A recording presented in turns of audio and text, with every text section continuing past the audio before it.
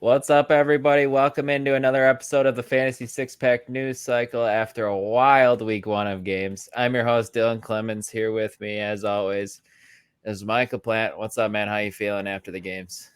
I'm a little hungover from the games. That could also be the beer, but I'm feeling great. Yep, I'm ready to discuss some new news. Yes, sir. And we got some huge news to discuss from the Sunday night game last night. Starting us off, Dak Prescott having thumb surgery today with the possibility of being out until late October and November, according to Ian Rappaport. He was injured in the fourth quarter. The offense wasn't really doing anything with Dak in the game. But now, man, I'm personally panicking about all my CeeDee Lamb shares and my Dalton Schultz shares. Let's say you. How are you feeling? I'm definitely panicking on the CeeDee Lamb shares. That is one thing, because I know we share CeeDee Lamb in a league we got, and we traded a hell of a lot for him. But that's the one I'm most panicked about here. And we saw it, with Prescott going out a couple of years ago. The receivers are what take the hit the most. I mean, last night CeeDee Lamb had more routes run than receiving yards, and he had 29 receiving yards, and he had 45 routes ran. I want to say he had 8 or 9 targets. He had 11 targets. Only two receptions. 2 balls. Yeah, man, it was a nightmare scenario all around for this Cowboys offense.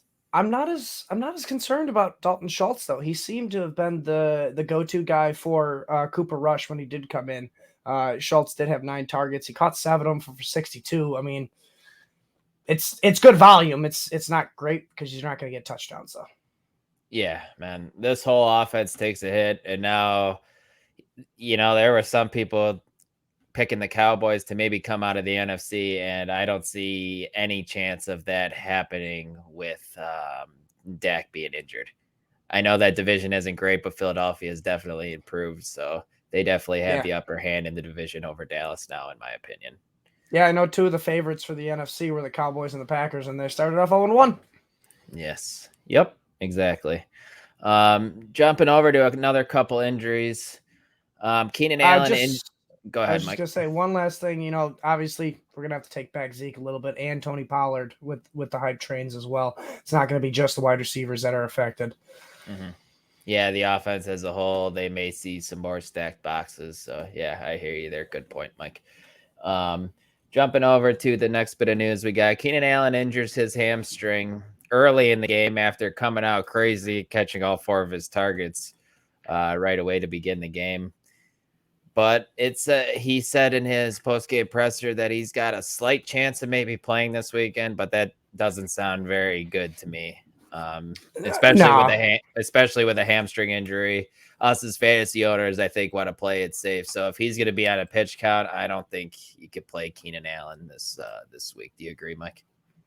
Yeah, with a soft tissue injury on a wide receiver on a team that expects to be in the playoffs, I figured they'd sit him a week, and I would too.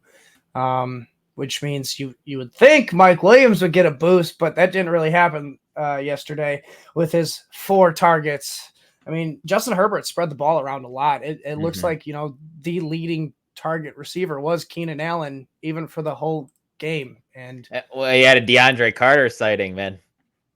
I mean, it was 4 all around. Mm-hmm. DeAndre Carter had 4 targets. Keenan Allen had 4 targets. Mike Williams had 4 targets. Palmer had 4 targets. Everett had 4 targets. Everett had 4 targets. Yeah. Herbert spread it around like his name was Tom Brady.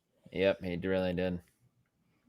I'm a little scared for Williams' value there, but you would only assume it gets a bump with Keenan Allen out next week. He's got to see more volume if Keenan Allen's out next week for sure. For sure. And then another thing, and this hurts me to my core, man. I got a lot of shares of Tee Higgins, and he got knocked out early in yesterday's game with a vicious hit over the middle. He was in concussion protocol.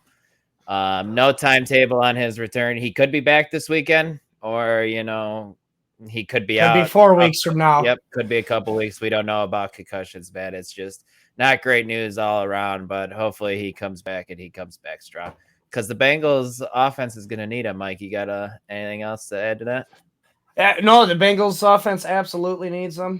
The one thing I will add, though, is if Tee Higgins is out for an undisclosed time, this does increase Tyler Boyd's usage and volume.